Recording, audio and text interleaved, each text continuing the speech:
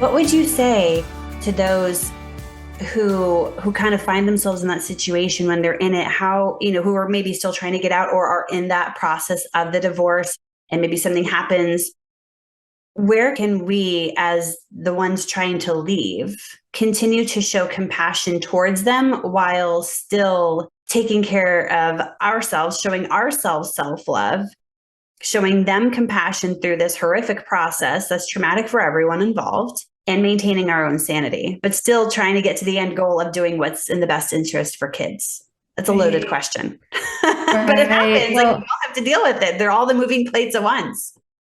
well, it's a concept really that you kind of have to wrap your mind around. The concept is sometimes the most compassionate thing that you can do for someone is to allow them to feel the full extent of the consequences of their actions. And fulfilling your own needs, like being compassionate towards yourself, what is best for you is always what is best for the people around you. It may not be what they want, but is always what they need as well. Because when you're meeting your own needs, when you're compassionate towards yourself, other people get the reflection and the mirror that they need for their own behavior. And I like what you said just there because I can so relate to what you said about, that kind of thought process when someone does something and you're like, oh, I don't want to mess up their life. Because my ex did physically abuse me. He attacked me.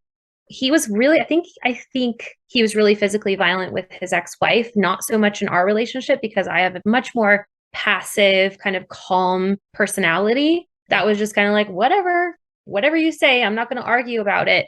But there was one time where he physically attacked me, and that's exactly what went through my head was, what about the kids? What if he loses custody? What's going to happen to the kids? Because he'd already painted this picture of his ex-wife who was a horribly mentally unstable person and was not capable of raising the children. And my first thought was them, which retrospectively looking at it, the most compassionate thing I could have done for all of us in that situation would have report him to the police, him lose custody of his children because they would have been better off with their mother. But in that situation, I was so worried about him and it messing up his life that I forgot to consider my own health and safety and then the people around me too. And I can look back at that experience and go, what was I thinking?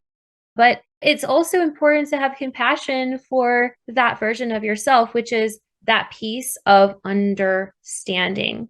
Okay. Because without understanding, right, and knowledge has been such an important piece of my healing.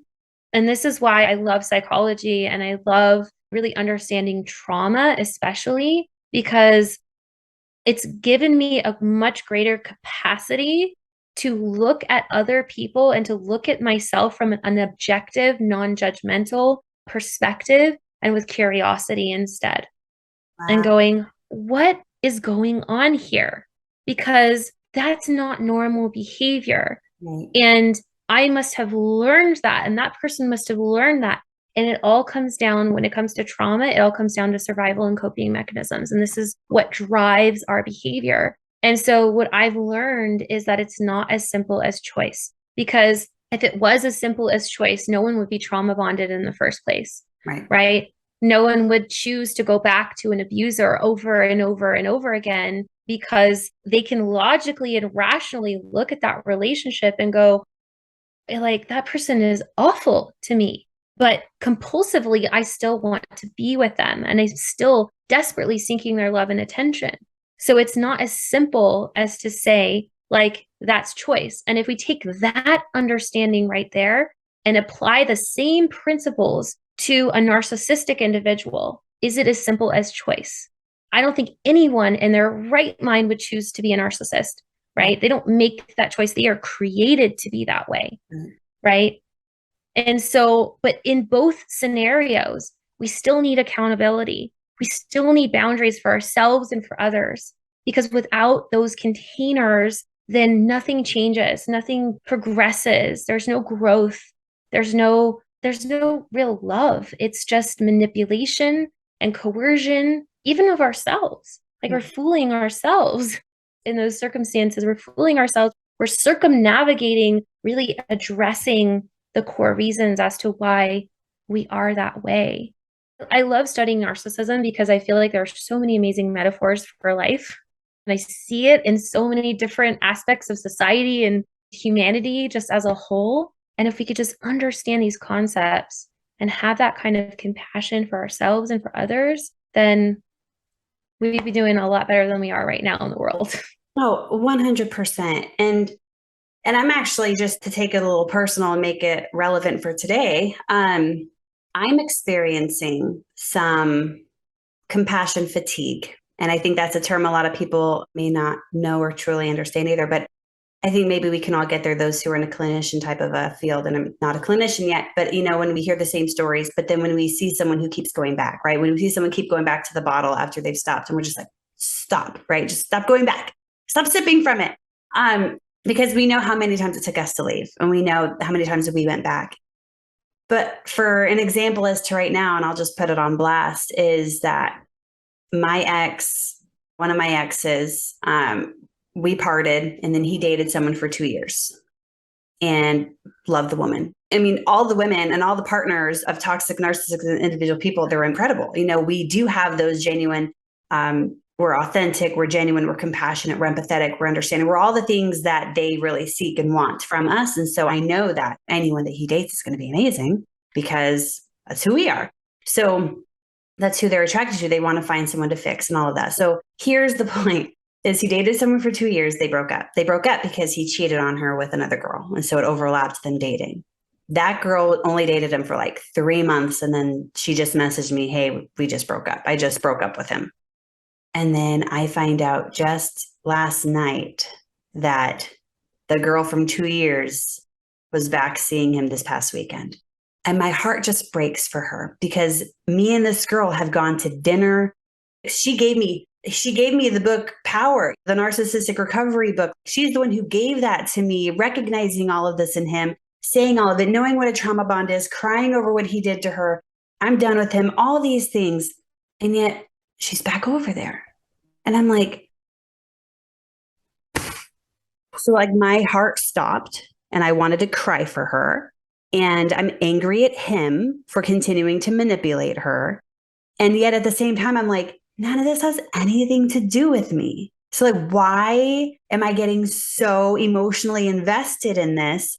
And I think it's because her and I became friends. So I mean, in that aspect, it does have something to do with me. We were kind of, it's almost like a first wives club, but it's like the exes club of the narcissist. Like that's kind of like what we're forming right now. Yeah. Not 3 of us. And we're just going to keep building because he's going to keep hopping from girl to girl. I'm trying not to project shame onto her. How could you? But at the same time, I'm like, how could you? How do you coach to someone, or would you, for those who are listening who have maybe kept going back or that have friends that keep going back, I think self-compassion is a fantastic way to start because then we're able to give that to other people, right? Mm-hmm. Like you can't love someone else until you learn how to love yourself. And you can't give true compassion to others until you learn how to truly give yourself compassion.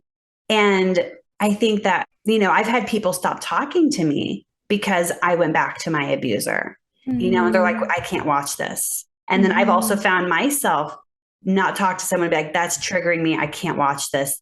When you actually leave him, I'm here for you. But until then, we all have to create those boundaries. We're doing what's best for us, but it can also seem very insensitive at the same time. So where do you think that balance lies for trying to show compassion to others who keep going back to their abuser, even after they know and have left and were successful at leaving, and then they went back to it, and you just see this kind of go, there's that compassion and compassion fatigue. So what does all of that resonate with you look like?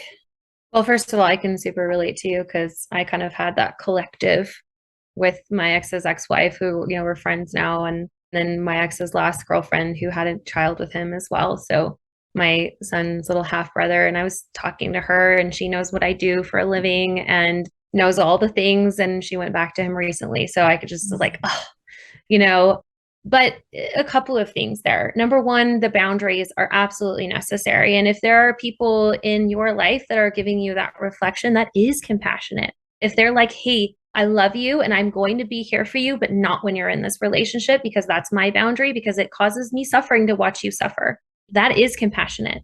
that is being compassionate to that person because you're giving them a reflection that maybe they don't want to hear, but they absolutely need to hear. Yeah, the hard right? truth. Yeah, exactly. And that might cause them to retreat a little bit and that might cause them to feel really uncomfortable, but they're not going to forget that.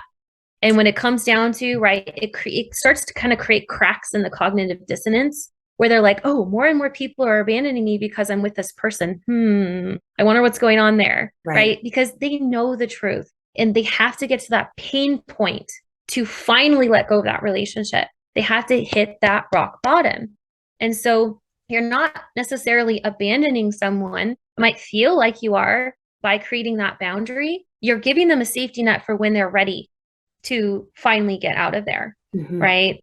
And if they keep going back, you can keep doing the same thing. And after a while, you can just say like, you have to step, like, I'm sorry, I just can't be here for this. I'm not going to be your safety net every single time you go back and then come back, right?